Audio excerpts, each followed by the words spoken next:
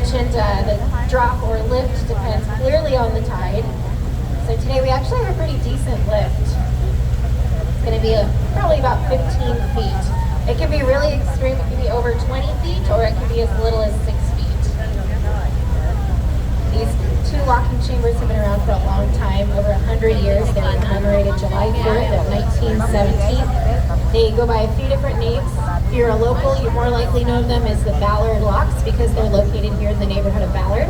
They're also known as the Government Locks because they're run by the Army Corps of Engineers.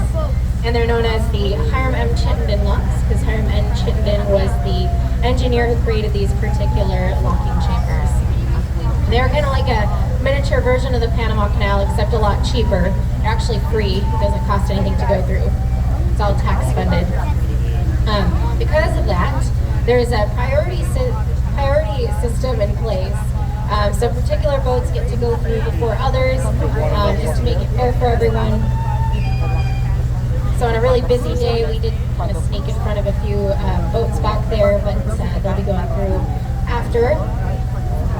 So on the priority list, first is any emergency vessel. So police boats, fire boats, Coast Guard, they have first priority to come through the locks.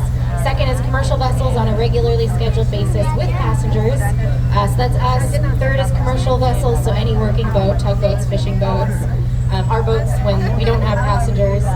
And after that is pleasure boaters, and then after that is kayaks and logboats.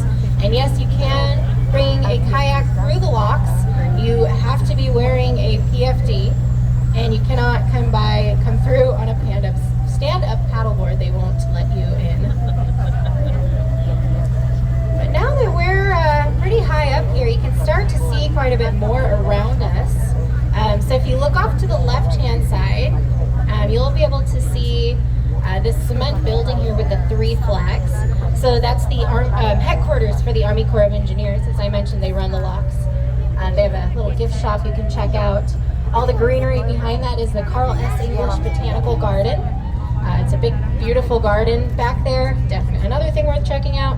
And then you can start to see the inside of the large lock and get a real idea of how much bigger the large lock is compared to the small lock that we're in right now. So that large lock can hold massive vessels. Actually, following us in, they're going to be coming in pretty soon is a tugboat pushing a gravel barge.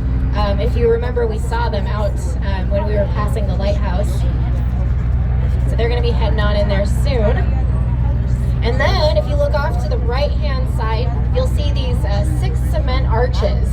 So they're not running right now because they don't need to be, but that's the spillway dam. So they keep the lake level, freshwater level year-round. So anywhere from 20 to 22 feet above sea level. But it's been so dry lately that they're not running it right now. No water is spilling out. But sometimes they'll have all 6 of them open if we get a lot of rain in the winter or spring. And then past that, there's slanted ramps over there. That's where you'll find the fish ladder.